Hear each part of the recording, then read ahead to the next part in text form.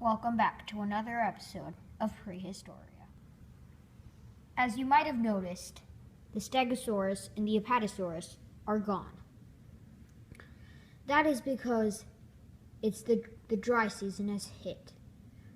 The dirt became really crackly and really easy.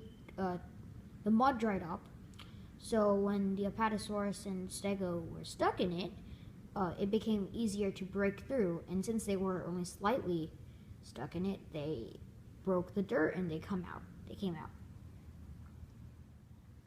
They have moved towards a palm tree, one of the last, because of the drought.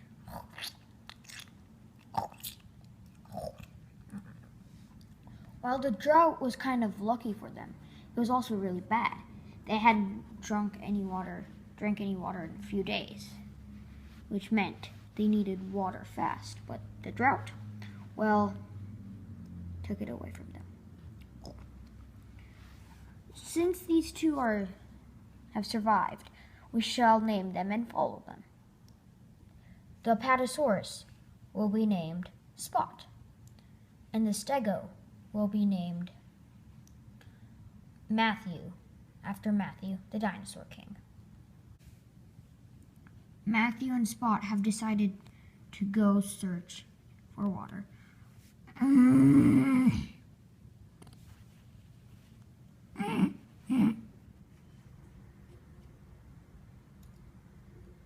Spot arrives at the lake, only to find that there's no water there. It's now just a dry river bed. Matthew comes to check it out too. There's no water at all. They will have to somehow find water or die. They get back to the dry palm tree. Matthew tries to dig for water, but finds nothing. But Spot sees something. Spot sees small beads of water. They're so crazy about water that they're even ready to drink this. Matthew wants a drink from the same spot too. They realize they don't have enough water. They'll have to fight for it.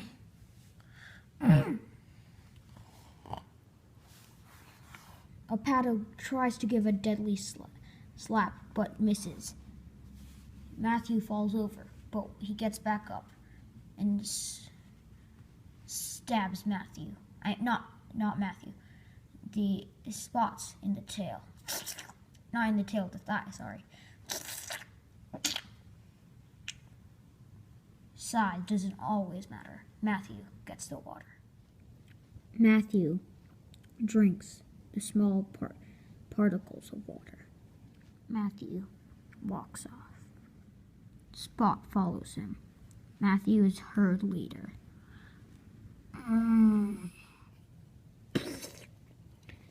But something is stalking Spot. The hunter is Dagont. He hides behind a small ledge or cave behind Spot. He strikes.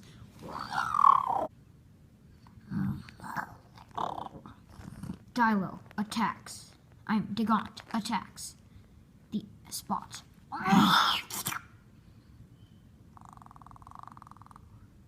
Spot is almost dead.